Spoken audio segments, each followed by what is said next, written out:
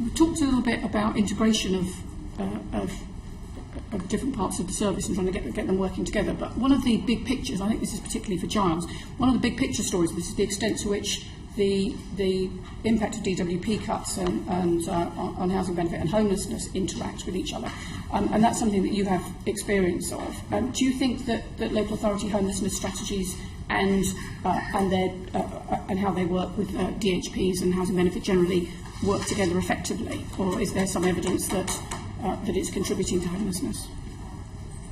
Well, there's certainly evidence that it's contributing to homelessness. I think the London figures, for instance, of accepted homelessness cases where there's an application to the local authority accepted, so full housing duty owed, end of private sector tenancies rose from something like 10% of those cases in 2011 to 39% of those cases now. And a lot of that, I think, is a chunk of that certainly as a result of the benefit cap in particular impacting on private sector tenancies.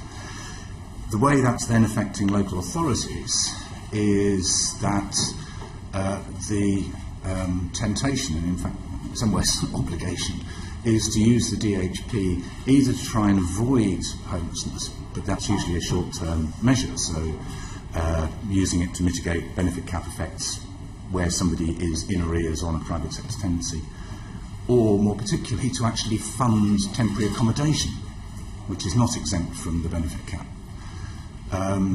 So that's a proper use of DHP in your view?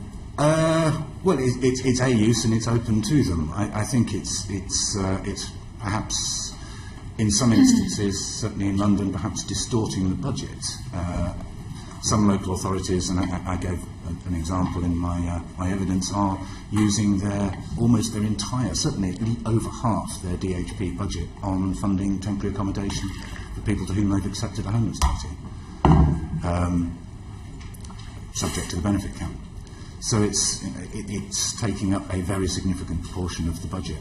So is it clear what, in your view, what the different government departments want to happen with this? I mean, are they giving proper guidance to local authorities to whether they should be using DHP to fund their own homelessness duties or to prevent homelessness?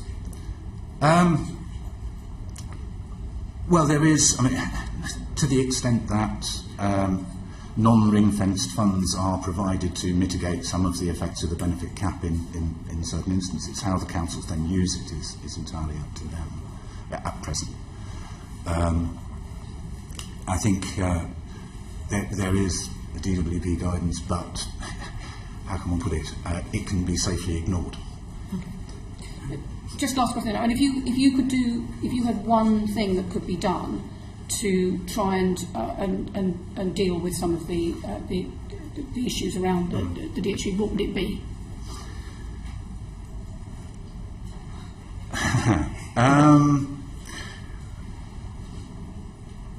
I realise that this is against DWP policy, but I think some of the categories of need do need to be more clearly identified.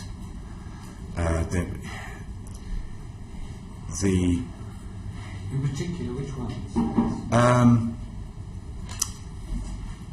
I think a number of the disability-related issues around the removal of the spare room subsidy, the big ones being either people who require an additional room by reason of their own or their partners or both their disabilities, children who need overnight carers, they're not currently exempt, and adapted properties where people really shouldn't have to move, because fresh property will require fresh adaptations at additional cost and the space won't be suitable. The benefit cap is trickier, but there's obvious cases of certainly short-term and, if you like, sort of emergency need, which would be the preventing homelessness targets. But I think those categories could be refined somewhat, or at least more clearly prescribed.